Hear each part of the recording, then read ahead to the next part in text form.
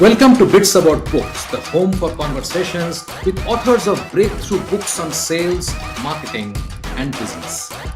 I am your host, Shubhanjan Sarkar, founder of Pitchling, the next generation buyer-seller engagement platform, where our mission is to make buying easy.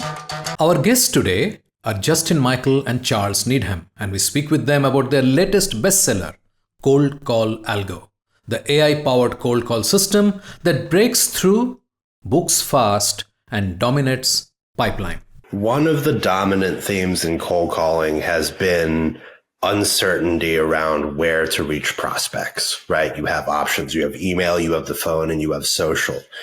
And so for the overwhelming majority of companies, absent the ability to know where to reach people, everybody is tried in every channel. So if I'm trying to reach you, for example, I might email you. I might start with a call. I might start with an email. I may then add you on LinkedIn. There's a lot of waste in outbound motions today, specifically because people hit their prospects everywhere. Justin Michael is a world record-breaking outbound sales maven who has arguably built the deepest client acquisition methodology, the Justin Michael method, on which he has written multiple books as part of the JMM series. With 20 plus years in sales, ex-Salesforce and LinkedIn, Justin is the authority on AI-based outbound prospecting. His counterintuitive, mobile responsive, neuroscience-backed visual prospecting methodology made him $1 million earner. Justin is the best-selling author of Sales Superpowers and Tech-Powered Sales, which he co-wrote with Tony Hughes and proved that over 75% of top funnel can be automated by raising your TQ, technology quotient. Co-author Charles Needham engineered sales systems that uncover alpha in overlooked data, eliminate inefficiencies, and scale with precision. He began his career in finance with exposure to structured products and private equity before transitioning into revenue leadership at high-growth startups. He integrates psychology, game theory, and first principle thinking into scalable frameworks that consistently outperform legacy sales models. Charles is the founder of the Needham Advisory Group and founding account executive at TitanX. Now, onto this fascinating session with Justin Michael and Charles Needham. Hey Justin, Charles, welcome to Bits About Books. I'm delighted to have you guys here, and especially because the book is yet to come out, and it's a kind of a privilege to talk to you about a book which is yet to be out and which Justin tells me would break some really new grounds, and he's quite capable of doing that stuff, which he has been doing for a while now. Welcome, guys. Thanks for having us. What's going on, Subhanjan? All good, Justin. Lots of conversations. That's what's going on at my end. The action is on the other side always. I mean, I'm just here to enjoy the process, right? Before we actually start talking about the book, I would request both of you to tell a bit about what you have been doing, which sort of brought you together, and then you said, okay, this book needs to be written. I'll put you in the hot seat, Charles. You want me to get started? All right, I can do that. So I guess it would be good to trace our story back a little bit to a little book called Tech-Powered Sales, which I believe you guys have discussed before. So once upon a time, I was a financial analyst working in private equity. And when COVID happened, I switched careers over to what we call high ticket sales. So I was involved in a company that sold coursework in fitness and weight loss, and stumbled across a little old book called Tech-Powered Sales. And that book opened my eyes to the possibilities of tech sales and the kinds of technologies I could apply. And needless to say, I went a little bit overboard with my company selling weight loss products, applying all the stuff of tech-powered sales. And from there, that took me on quite a interesting journey, of which Justin is a significant part, of moving across the country several times in pursuit of a tech sales career, applying a lot of what we had, what was in the book. And that obviously opened up a dialogue about what was useful in the cold calling section. So I moved into a role where I was cold calling 5-6 hours a day. And so that opened a sort of feedback loop between what Justin had been seeing in his career and what I was seeing in the modern day. and applying those things and debating those conclusions. So there was a sort of a Plato-Aristotle relationship there, right, Justin? Where it's like, hey, here's what I wrote about, here's what I'm seeing in the market. And so that created a ongoing discourse about what was effective and what wasn't. And at some point, we just decided to put it to paper. So here we are. Well, I would say what's unique about this partnership is Charles is early 30s, I'm mid 40s. And so it gives us a nice span between sort of the cusp of millennial and in Gen Z and moving into the various generations, which creates a real continuum because Tony Hughes is mid 50s. And so it's really important for us to unite the generation. You got Art Sobchak, who wrote Smart Calling. And we think that book is right as rain, and it's still golden for the 101. And quite frankly, there's a lot of advanced psychological information there. He's a bit of a living legend. What we've started to see, almost like Einstein, is the need for a unified theory of everything. It's really been, are we doing permission-based openers against question-based? So we look at Gong data and we pin two styles and say, well, it's this or it's that, or the data says this. And the truth is it's really just the human brain and human psychology. And we wanted to release a book that solved two problems. One, okay, you've learned to cold call. What's next? How do you go to a higher level? Like Charles said, the high ticket elements, enterprise grade, going Fortune 1000, getting in front of very difficult prospects. Number two, how do you use AI to effectively augment that? The really important news is that the Federal Trade Commission in America has outlawed the use of an artificial intelligence voice. Now, you can digital twin. I can create an AI of Charles' likeness and voice over video and phone, and myself and yours, Sabanjan, in any country in the world. But it's illegal to use it now as of about a year ago. So all this fanfare came out, and all these techs can do it, and they can do it for customer service inbound, but you can't use it. That means that the human is protected in the loop. Then we have the problem of the sequencer overload and what happened with Gmail. And I just got an account shut off, and it was perfect timing because if you send over 50 emails a day off of a Gmail, a work Gmail, it just shuts you off for violating the code. So imagine you're a rep and you join a series A through D startup or seed stage, and you're given your email address and you're doing 50 emails a day carefully. It's very difficult to get a meeting on 50 emails a day. So you go over here to social media, Sales Navigator, you go to LinkedIn, and it lets you do, I don't know, another 50.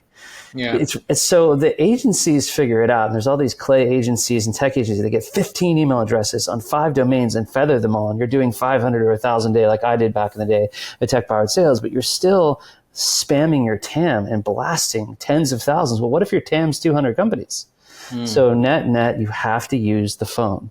And then usually with the big data providers, because of COVID, about 30 to 40% of that data is bad. About 30, 40% of the email is bad. So as Charles put in the book, 70% of the effort is just like priority 3. It's impossible. Yeah, that's how I wanted to kick it off. The last piece is that in COVID, they linked the switchboards to the cell phones. So although cell phones are only about 5 to 7% of the data set, now if you try to dial through a directory, you often get forwarded to their actual phone. So that's a huge premise and promise. Sorry to dominate here. I hope that helped. Charles here was using the techniques, technology, and psychology that you have written, starting with Tony's book, Tony and yours book, and then the following 4 that you wrote. Am I missing any? I don't know, except the events book, which you wrote with Julia. So that's separate. Yeah. I want to give Charles the floor, but I want to say that Charles has really been what I call the new school. There's a new school of cold calling that starts with precision data. So I want to give some credit to the lineage, but maybe Charles, you could talk about TitanX. Yeah, 100%. So one of the dominant themes in cold calling has been uncertainty around where to reach prospects, right? You have options. You have email, you have the phone, and you have social. And so for the overwhelming majority of companies, absent the ability to know where to reach people, everybody is tried in every channel. So if I'm trying to reach you, for example, I might email you. I might start with a call. I might start with an email. I may then add you on LinkedIn. There's a lot of waste in outbound motions today, specifically because people hit their prospects everywhere. And so part of the new school, and this is something that, Ryan Reiser, Joey Gilkey, Apex Revenue, Phone Ready Leads have pioneered and that we've included in the book, is the ability to test and determine where people will be most receptive.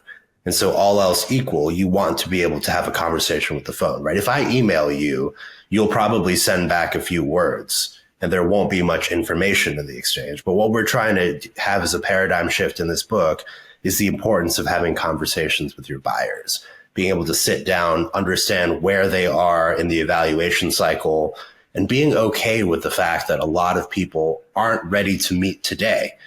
Because for the overwhelming majority of companies and VCs, the way they gauge the success of their outbound cold calling and business development programs is how many meetings people book.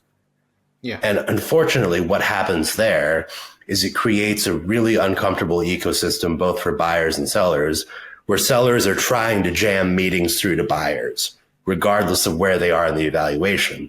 And buyers know that, and so they become very resistant. Right. Yes. And so what we're trying to produce is a system that, one, is respectful of both buyers and sellers, but two, also enables a higher level of trust, which is, okay, even if somebody isn't ready to meet today, we're able to have a conversation, understand why, document that, and then we know that subsequent follow-ups have higher conversion rates. So, if you're not in market today, if I call you in 3 months, you're still not, but we've built more trust, we've built more familiarity.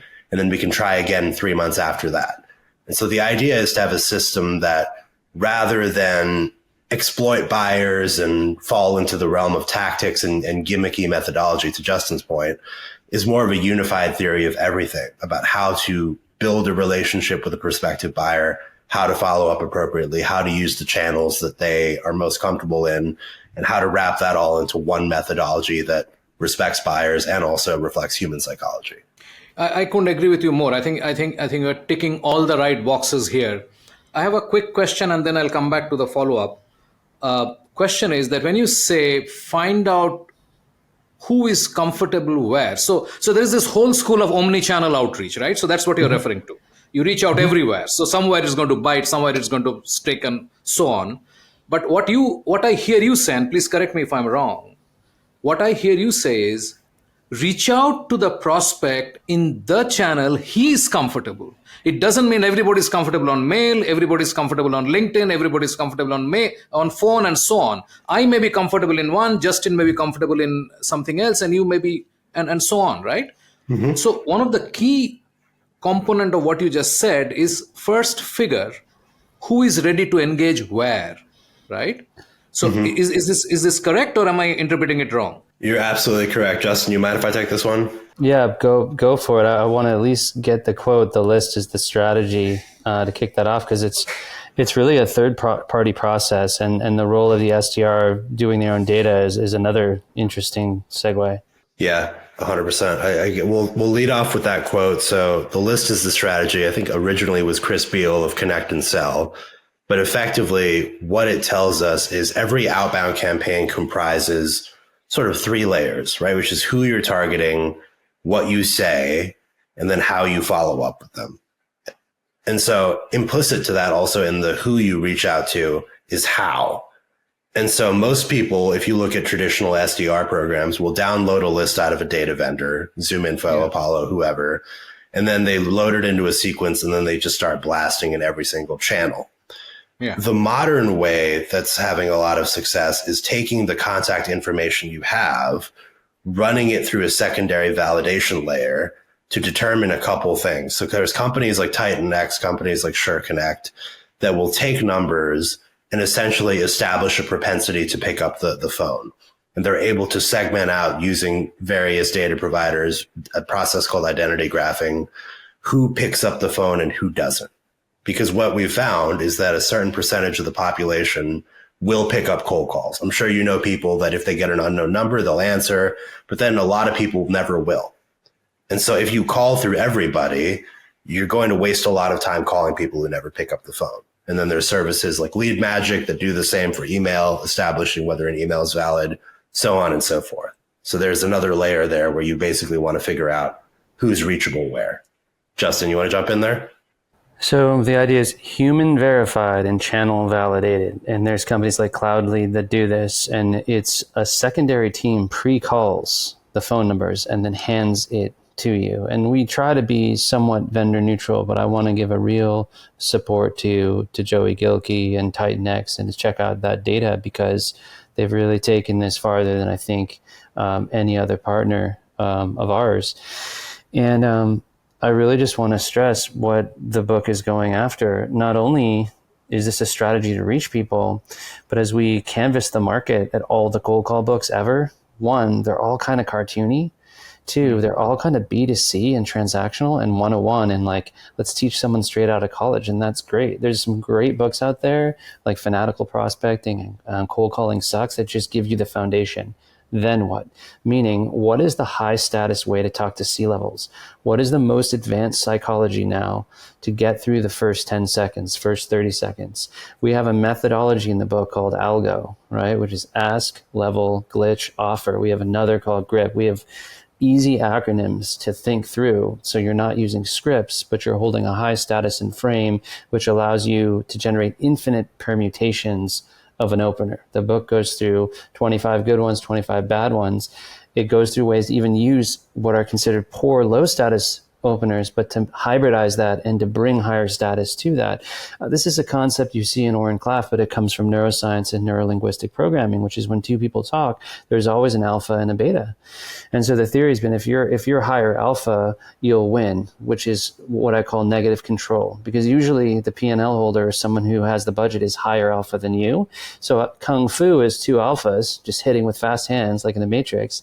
But Aikido is, the person who listens, holds space, is curious, is consultative, is asking questions like a detective, a doctor. Like there's a way to do it. So there's a lot of stuff in here that you might find contradictory, but we've really tried to make a unified field. It's not my way, the highway, this data strategy or not. We know this. You can't dial bad data.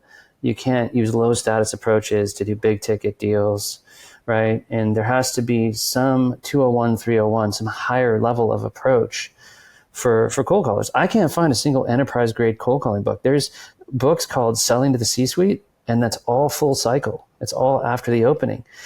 I'm not knocking the opening books and the cold calling books that exist, but it's always like to the masses, the 101, the foundations.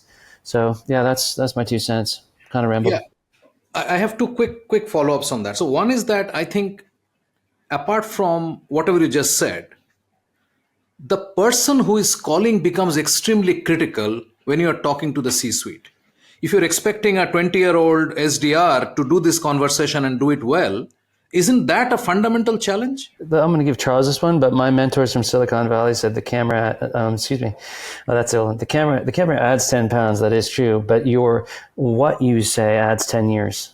Yeah. So like between tonality and what you say, and Charles knows some people that are like, 25 that crush it. Charles, please. Yeah, absolutely. I would say critical to what you were asking about is the role of curiosity, right? And so if we go into the component of neuroscience and psychology, the person who is interested on the call, who is curious, will fall into the frame of the person who triggers that curiosity. So if we go to the frame Algo, it's really critical in that frame to have an ask that engenders the curiosity of the buyer. How are you guys handling this today? This is what we're seeing in the industry. All of a sudden, you get bucketed as a resource rather than somebody who is there to sell, right? And so that element of curiosity and that intrigue is what successful cold calling frameworks use, regardless of how they do that. And so that's what we're trying to get across with Algo, because there's different permutations of that will resonate with different buyers. But at the end of the day, the essential principle is being able to generate curiosity. And if you're able to do that, your age, things like that become secondary. I want to jump in here because if you drop an apple anywhere in the world, you think the world is round or flat, that apple falls. You think it's gravity or electromagnetics. You agree with Galileo or not, the apple falls. So what we have here is a system of cold calling. It's 100 years old per Todd Caponi. And when you make a cold call, you get a meeting. You get a meeting with a C-level. I've seen kids do it. I've seen old people do it. I've seen them do it with permission-based openers, low status, high status. For some darn reason, people are using a phone and they're getting a meeting. This is a fact. The connect and sell data, 10 million conversations, 50% fully navigated. It's real. So when we sat here writing this, we're like, let's look like empirical skeptics, like scientists, and say there has to be some meta framework or reason that the call is happening. So you may say, hey, quick second. You may, there's system 1 and 2 of the brain, right? We know that when we interrupt someone, we trigger the fight or flight, the amygdala, and then we have to calm them down. Then the new cortex, the neocortex takes over. There's a million ways to do that. But what Charles just said is, if you don't pique curiosity, if you don't get them into thinking about answering something, then it's mainly like, this is a solicitor, stranger danger, push out, deflect, recoil, get them off the phone. So I think we did a really good job clicking into this meta. And that really, in my old framework of route, ruin, multiply, is a kind of algo. It's a kind of ask in a way. So it even accounts for that. And it accounts for when you have a PPO. Well, that's employee insurance PPO in the States, but a PBO that's like, hey, this is a cold call, want to roll the dice, and you're being funny and humorous, because even that, with the right tonality, is slowing down system 1 long enough for them to feel humor, which would go into the book, for the analytical system take over. How would you look at those topics, Charles? Yep, 100% agreed with that. No, it was a question because when you look at the vast number of sales people out there, I mean, Justin, I think your TechPod sales came out in 2019, 2020? 2021. 2021, yeah. Okay, so I must have spoken to Tony Hughes around that same time when the book came out. And 4 years has elapsed. You have followed it up very, very vigorously with 4 books. And with this vast number, why do you think people are not getting the fact? And this is like a side question. This is not really core of my conversation. I just really want to know, because you are seeing and you are talking and you have people like Charles who is looking at people who are succeeding. Why is it that people are still not adapting this? Because this adaptation problem I see everywhere, but we'll not go there today. What is your thought? I just wanted to know. The way I'll take is this one. 2 primary things happen. Tech-powered sales was written in 2021. One, LinkedIn never opened the API. So the application programming interface, which are normally open, you cannot program against it. You can scrape it legally now, but there's no approved integration of vendors with the LinkedIn data set. They're shut. Right. They're a walled garden. And so that made full automation truly impossible. There always has to be a human in the loop for the digital side. And that what we had happen is the phone stuff, like just pure parallel dialing, like we're going to do 10 numbers at a time. It doesn't make sense. And Charles helped me see this. Like, if you've gotten the right list and you have a list 9 out of 10 clean data, 95, 99%, why would you hit it with parallels? Right? If you have a good list, you would power dial it or single dial, meaning, and you might call one number 7 times in 10 days because you know it's clean. Like, if I just have Charles' cell phone, do I need 10 people offshore calling him? It's gonna bug him, right? So a lot of it was that the predictions in tech-powered sales, we couldn't see where it would go. And then ChatGPT basically ruined email, because everyone just hits, and it ruined social because it's creating noise. So like, I talked to this guy. He's at where is it? He's at this RevOps company, Syncery. Scott, he was like number 10 employee at Marketo, I think. And he says he doesn't get any calls. He says if he even gets one phone call, he takes the meeting. That's how rare it is to actually get a call. Right. Interesting. So just quickly go back to the original thing about your writing process. So what was your writing process between the two of you? Did you sort of say, okay, these are the 20 chapters that's going to be written, and this is how it's going to be? Or was it sort of figured out across multiple conversations and discussions? Tell me a bit about that. I'll let you take the lead on this one, Justin. I was going to kick it back to you. I get sick of hearing my own voice, Well, we have a cool publisher named Jeremy Jones Media. I've worked with a lot of publishers. I like them all. He kind of broke me of this idea of just winging the whole book, like true Stephen King, just sit down and write. So I really obsess over the titling and the subchapters and the chapter heads. So getting those ironed out and then getting a really tight skeleton is key. What would you say, Charles? I would say one of the things I've learned from Justin in this process is commitment to a certain style and tone. So one of the things that really inspired us for this book was Jocko Willink's Discipline Equals Freedom Field Manual. Mm-hmm. And prior to this book, I have a blog that I've written in fairly extensively. And we joke that my style is a little bit more academic, a little bit more loquacious. And so Justin would take things I'd written and things I'm seeing on the front line and condense them. And so there was a feedback loop in which I would sit down and just sort of vomit on the page, for lack of a better term. And then Justin would take it and rephrase it with a 1/10 of the word count. And so that was a pretty cool process to see just as a writer. My dad's a writer too, so it was definitely an interesting process to go through. Yeah, for me, I was very influenced by like the Terminal List and Fauda and The Night Manager and John le Carre and some of the espionage movies like Tinker Tailor Soldier Spy, Jack Ryan. Like there's a lot of TV now by Taylor Sheridan and people writing like really hard hitting, punchy TV. And then there's a lot of books that are sort of like manuals, almost like business poetry. And so I wanted to make this extremely exciting because when you do a cold call and you're sitting on a power dialer and somebody picks up, your heart starts to pound. It's literally a thrilling experience. If they're a high enough level, you're like, I finally got the CFO on the phone of my biggest prospect. And Charles and I are maybe dead inside from doing this for 10,000 hours. But like for most people, it's thrilling. So you as you read this book, there's like a thrilling, suspenseful cadence to it. And Charles absolutely right. As we take all really the ideation and utilities. Like, are these ideas new?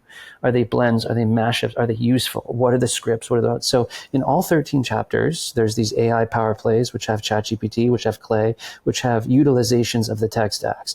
And they're prescripted. You can prompt it. You can take it right out of there and execute it in Claude, Perplexity, ChatGPT, Gemini, all those good systems.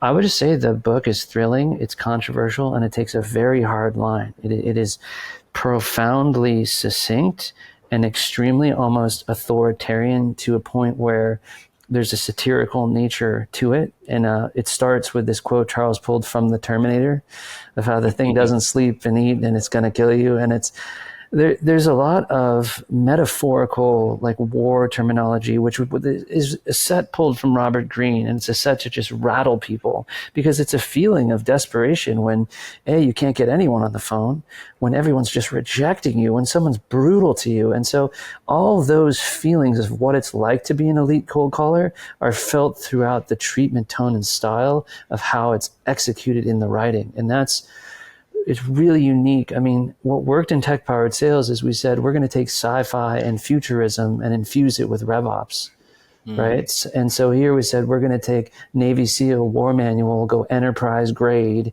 the 303 manual, and then we're going to take this AI overlay. In the beginning, the book's like, let's just go totally anti-AI.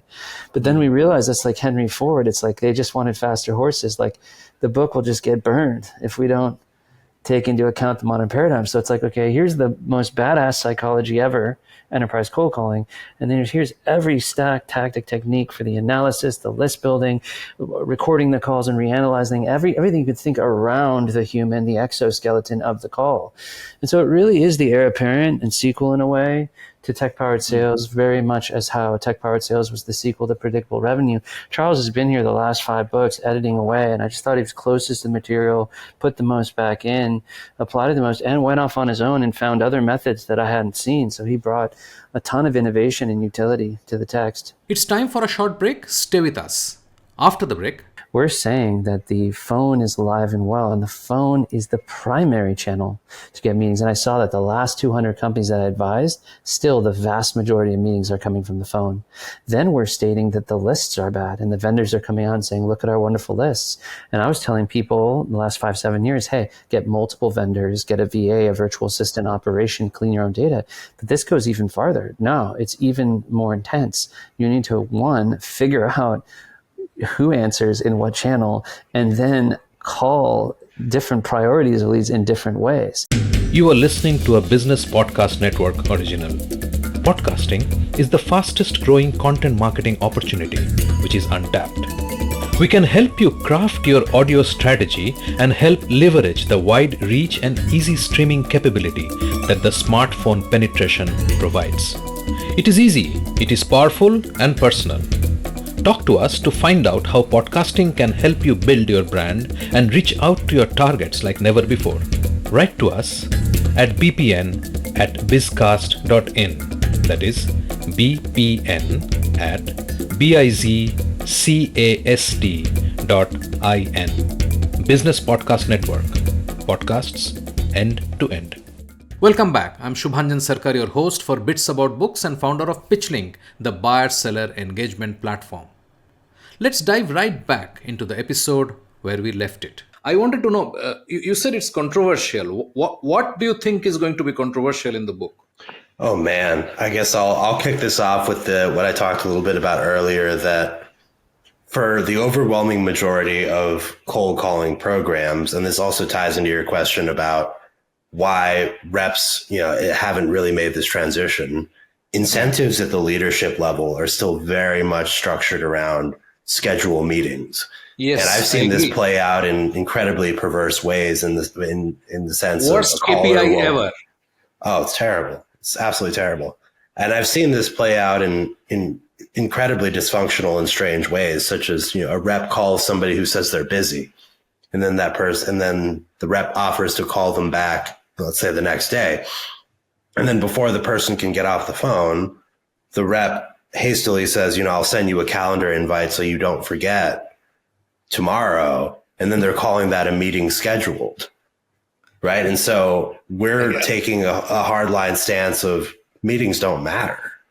Yeah. Meetings are a necessary next step when it makes sense. But for the overwhelming majority of interactions, if you push a meeting through, you're creating a false positive in your pipeline, which then creates, improper forecasting.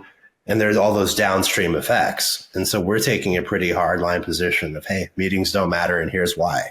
And we pull from Chris Beal, we pull from Ryan Reisert. There's a lot of resources that we've tapped as a function of writing this book. But that's an example of a sacred cow, which is we're taken out back. This is exciting, and I couldn't agree with you more. I have been personally, I have been talking about this in multiple forums that setting up meetings in the first call is the worst KPI without any value that the entire industry seems to be following. Anyway, we'll leave it at that. Tell me a few more, Charles. This is exciting. Justin, you want to do the next one?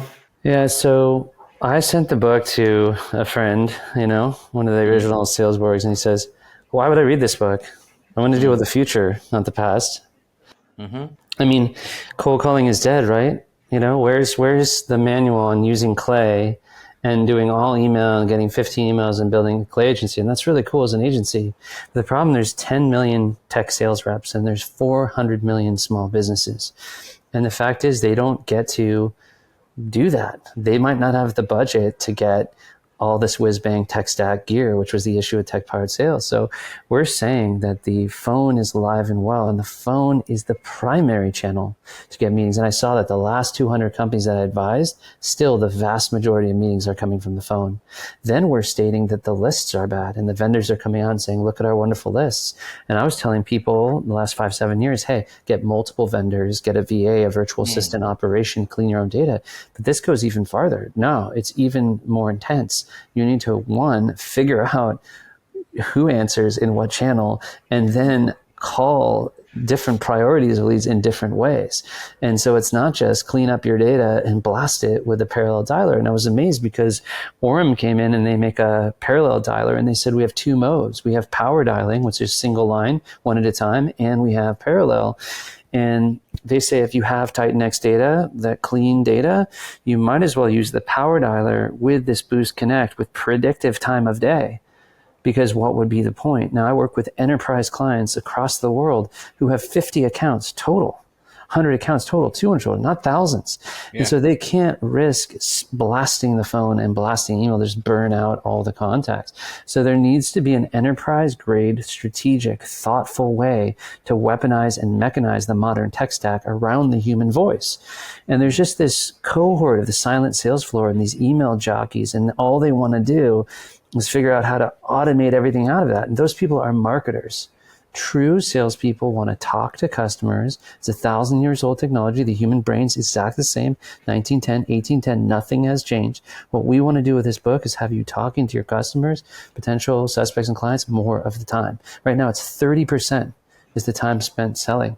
20% are hitting their quota. It's dismal out there because we're all leaning way too hard into tech, digital, and email. Fantastic.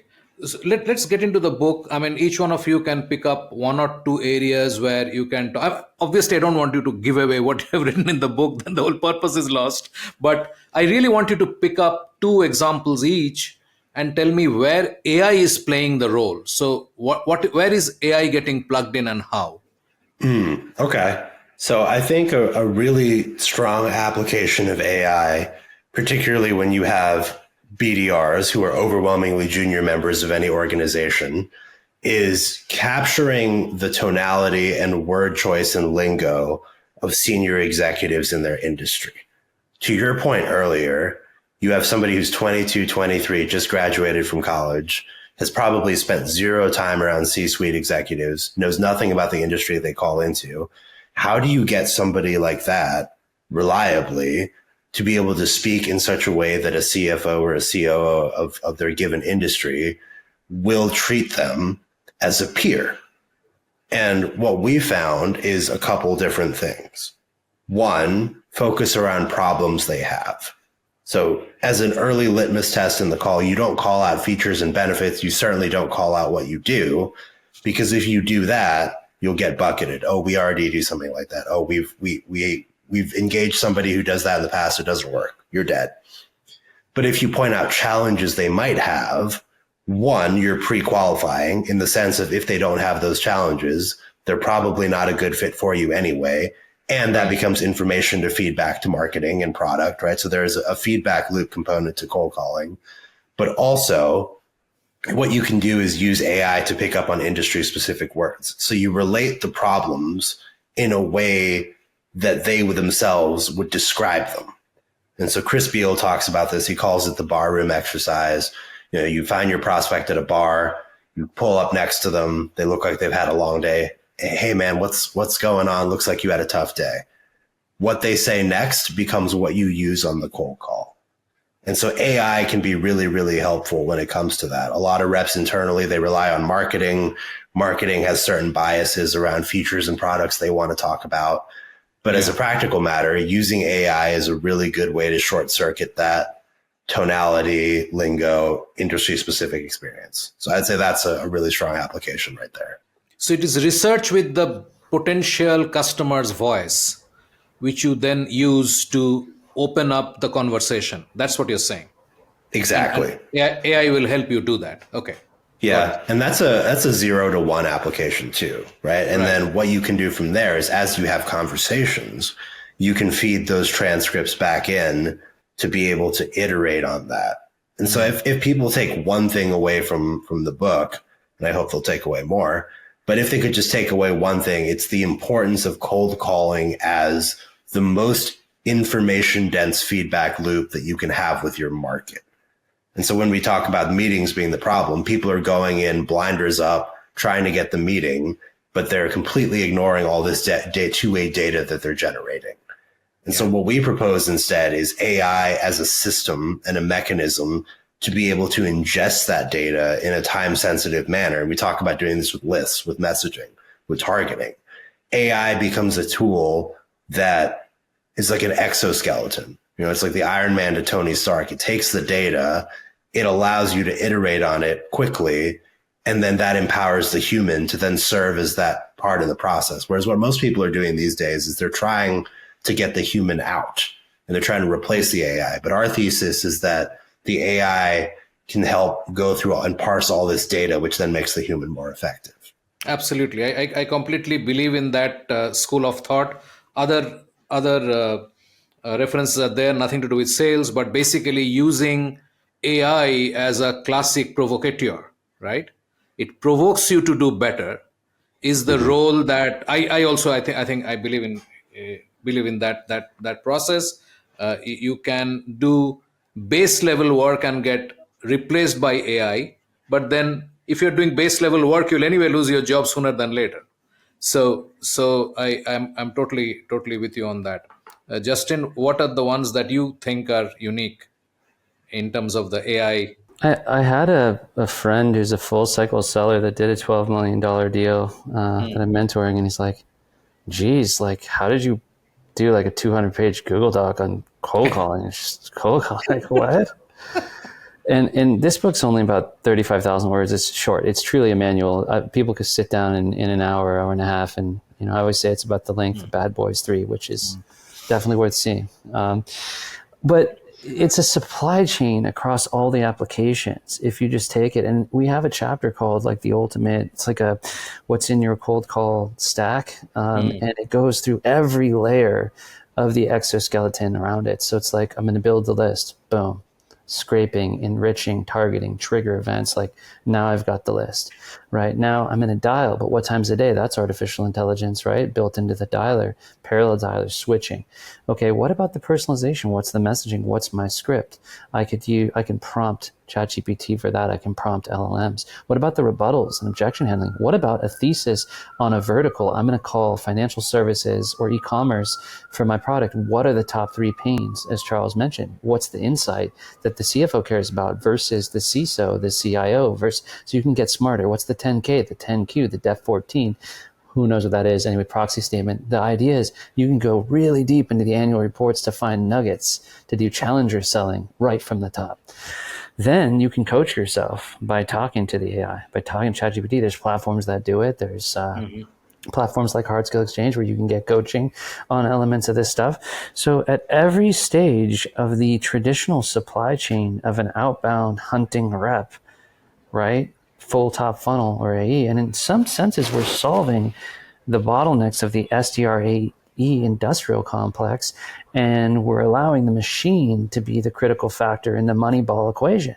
So if you, whatever shortcoming that rep has, you know, the analogy in baseball is interesting, right? Because you might be really good at third base, or you're a good bunter. You have one element you're good at. The artificial components can round out the rest of it.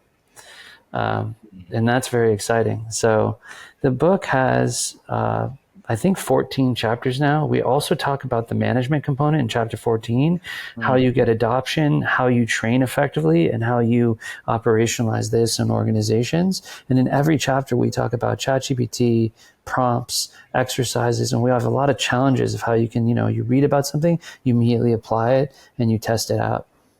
So I have a quick question, Justin. I mean, from your and Charles's experience, how rich is the data in the existing LLMs or existing AI tools like ChatGPT or Gemini or Claude or whatever? So when you are talking of what you just said, it should have a lot of information ingested already and analyzed already to be able to give something out. So what is your assessment of how well these are equipped to handle some of these things you just mentioned?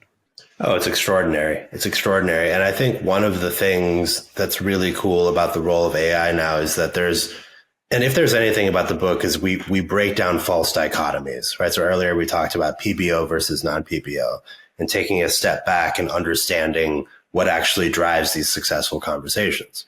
And one of those debates that even came up in tech-powered sales was personalization versus relevance. I.e., you have a school of thought, which is it's very important when you're doing outreach to bring in data points that are very, very specific to your prospect individually versus relevance, which is bringing in information and pain points that are relevant to the industry and that role at large, right? So it'd be the difference between Justin the person and Justin the CFO. But what we found with AI is that is also a false dichotomy, because it's now possible to build your scripts in such a way that you can reference something that's personalized, but use something like a Clay or a ChatGPT or a Claude to pull in something that's also individually relevant.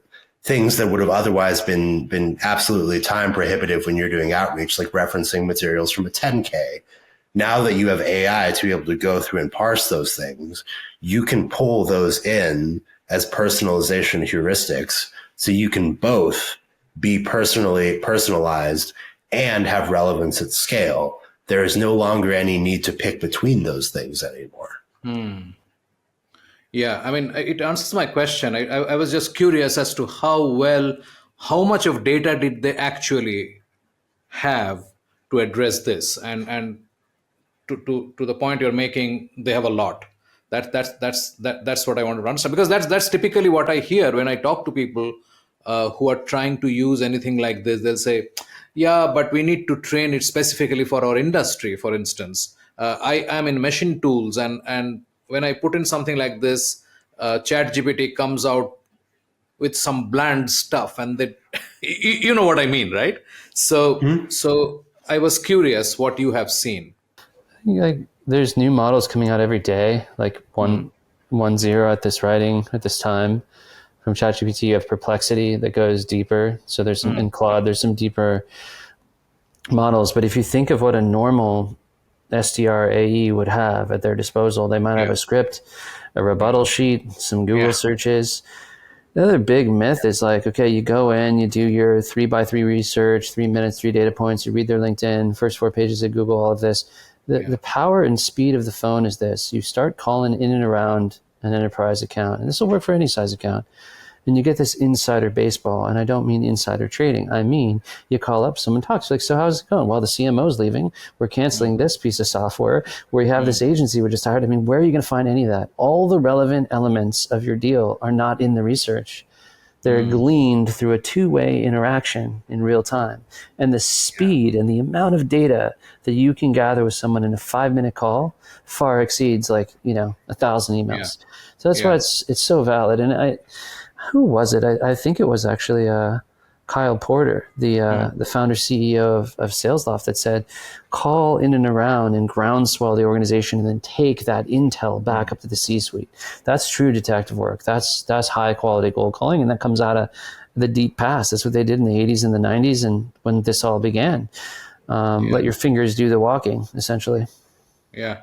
And if you also go back and refer to the whole spaghetti bowl and buying process thing of Gartner and the sense making bit they're talking of, I think if you make sense of it first, that's when you're able to make it sensible for others when you are talking, right? And the process you just outlined sort of takes you there. And it's a different kind of work, and I'm not sure whether people actually know how to do that. I don't know. Again, I am not trying to suggest something specific, but there is this tool called SparkToro, for instance. I don't know whether you're familiar with it. It allows you to see where your target audience is, what they're doing, what they're reading. I'm not so sure about what they're discussing, but something like that. Obviously, it adds back to what you can take to the C-suite or any of the decision makers for that matter. I want to tap in on that because I think it's important and critical to our mission at the book, which is we want to empower sellers with the knowledge that what they're doing is valuable. And I think particularly in the US, we have all this stigma around the role of a seller, right? There's an inherent shame that a lot of even tenured salespeople feel. They feel like they're interrupting somebody, that they're wasting their time. And with these larger organizations, the work you're doing has disproportionate value to the extent that the further the gap between the front line and leadership, the more information gets obscured from them, right? Because you have people in the middle who have certain incentives that they're trying to protect, which may actually serve as bottlenecks for the efficiency of the organization. And so as a salesperson, if you can go into the organization, piece together information and bring it to the C-suite, you are shedding light on problems that they need to solve, that they would never otherwise get. And so there's an interesting sort of free market relationship in the fact that by pursuing your own interests and doing it with integrity, you can actually create a more efficient system throughout just by sharing what you're learning with confidence. And so that's how we're trying to enable sellers and with that kind of confidence. So I was deeply involved with combo prospecting. It was the case study, and that was Tony Hughes. So I've been at this book writing thing now since 2016 for 10 years, 8 books in, 7 in my name. I wanted to work with Charles to write the best cold calling book of all time. It sounds like Tenacious D, the greatest song of all time, you know? And I wanted to do that because it's a huge part of my life and how I was successful over the past 24 years. To this day, for some of the event business, I do make calls on Human Verified because I've figured out that paradigm. I realize there's nothing like that in the market. Now, people think, well, we'll just stick to the simple techniques. We don't need these advanced techniques. But let me tell you, AI is here, and you have to up-level your TQ. This book is for everyone. And what's in it is not futuristic or 2 to 5 years ahead. It simplifies the approach, and it gives you an effective strategy that will actually work now, that'll help you with the adoption of all this gear your company bought you, or this weird Frankenstack that you have that no one uses if you're a leader hearing this. So it's a very exciting opportunity to skate toward the puck and look around the curve. But it's a true gap in the market. Like, this will be the first book ever on cold calling, leveraging AI to do it. And as a bonus, we've got techniques in there that are the very elite, the top 1%. People say, well, what about the other 99%? Well, if you want to go hit your number and you don't want to be in that 20% or that 80% missing quota, this is the set of tactics and techniques and mindsets and technology that's going to get you there. So yeah. I may be misremembering, but I think Tony had this story of the Greyhound bus, the Greyhound company, and this. He was talking about how this person actually took a trip in Greyhound from New York to San Francisco, and then went and presented what all went on and where all those gaps are in the system and so on. that's actually from a book called Naked Sales by Ashley Welch about Yes. human design Yes. centered Okay. selling. But I don't know if he pulled the story, but she's a friend. No. Ashley was on my show, and I was just trying to recall who told me this story, and I sort of thought maybe Tony told me this story, but yeah, you are right. Ashley told me this story on this podcast, and it sort of resonates when what you said and what Charles just said, that you need to go out and find things that the C-suite doesn't know, and these gaps exist because people are protecting their own whatever, their job, their commission or whatever, and it never sort of flows up, and your ability to discover that then becomes a key to your ability to take your message and product and service to the C-suite. Yeah, I think yeah, but great recollection, Justin. Appreciate I've that. read way too many books. I know Charles has too. Now, one thing's funny. The book is called, it is called Cold Call Algo, but the subtitle is Forbidden Tactics, Mental Models, and AI War Plans for the Cold Call Elite. And so this is definitely controversial. Forbidden tactics. And I've talked to CROs and SVPs, and normally they just love it. It's intriguing, but it's the style of the Robert Greene, the military strategy, sort of the corporate, meets military field manual for black ops. But that too is interesting. And they're forbidden not because they're unethical. They're forbidden mainly because companies, this is the biggest mistake. When they want more sales, they add bodies. It's always headcount. And what you need to do is drop a head, because one headcount is usually $100,000 or $75,000 in major cities, fully loaded, and take that and reinvest it in tech stacks, in training, in upgrading your list, your process, understanding and adopting AI. And that's going to be the most effective use of cash right now. What do you think, Charles? 100%. Yeah, if we look at the evolution of that model, right, where if we look at the predictable revenue style system where more headcount equals more revenue, that was hugely a function of a bull market where buyers are looking to buy. And so it was really a question of capturing demand. And I think particularly if we tie this back to AI, with the advent of tools like Cursor, all these workflow additive functions that AI brings, the demand now is more for lean teams, right? If we look at Cursor, and Justin, I think you sent me an infographic the other day of there's all these companies now with very, very small headcounts fetching large valuations. And if we see anything about the VC world, there's a monkey see, monkey do component. And the demand now is more in the sense of how do you do more with less? And so this book is a huge step in that direction. And also the fact that like we just discussed right in the beginning of the top of this show, that there's a huge amount of wastage in the process that we follow, and very few CEOs come from the sales discipline, unfortunately. So they really are not so tuned into this, and it's easier to get approval to hire 10 new sales guys than investing in technology which the C-suite doesn't understand.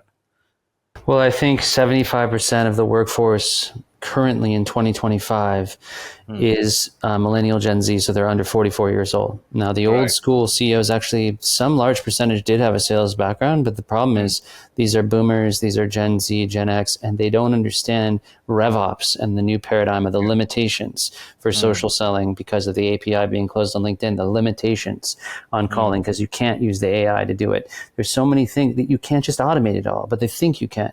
So they're from the old guard and they're going, add bodies. Cool, we're going to scale up, we're hiring. So what? Charles last Friday, I think, or the Friday before, in one Friday, did more outbound work than a typical full week, or was it even a full month, I think it was. Right, Charles, from an efficiency standpoint? Yeah, it was me and one other rep for the week had done the equivalent production of about 2 months of a typical SDR. Or sorry, 2 months of a typical SDR. Bits About Books is brought to you by PitchLink, the buyer-seller engagement platform. PitchLink makes buying easy by enabling high-quality engagement between buyers and sellers through its presentation and discussion modules. Sellers create customized sales narratives using sales collaterals and personal videos and reach out to prospects through a non-intrusive, buyer-qualified engagement. PitchLink requires no installation or download and holds the entire repository of sales collaterals and buyer-seller conversations. Talk to us to know more about how you can engage with customers without intrusion. Call us on 99021 631 32. So hire as you may, 5 more people, if you're not getting that kind of sort of tech-powered, AI-powered calling efficiency, there's a lot of waste in the system. Okay. That's a great note to end the conversation. Thank you guys for making time. This was enjoyable. I hope it will be eye-opening for a few guys who are looking at what they're doing with their time and their energy and their people. And I wish you all the best with the book. Thank you so much, both of you. This was a lot of fun. This flew by. Really appreciate you. Awesome. Thank you so much. We have a great lineup of authors like Charles Green, Geoff Birch, Peter Cohen, Stu Heineck, and Enrico Gallorini over the next few episodes with insightful conversations on breakthrough books on sales, marketing, events, and business. Subscribe in your favorite podcast app so you do not miss a single episode. Thanks for listening. Thank you for being with us today on Bits About Books, where we talk to authors about breakthrough books on sales, marketing, and business. We hope this conversation helped inform and motivate as we all navigate a rapidly changing business environment. For us, these are enlightening conversations enriched with knowledge and expertise. We encourage you to go out and buy the book to learn firsthand and implement some of the great ideas we discussed today. We hope to have you with us again in the next exciting episode of Bits About Books. If you liked what you heard, subscribe to the show in your favorite podcast platforms like iTunes, Google Play, Spotify, or wherever else you get your podcast from, and give us a rating while you are at it. This Bizcast original podcast is produced for PitchLink, the next generation buyer-seller engagement platform, where the mission is to make buying easy. Hosted by Subhanjan Sarkar and produced by Rajiv Aditya. See you next time and have a wonderful day.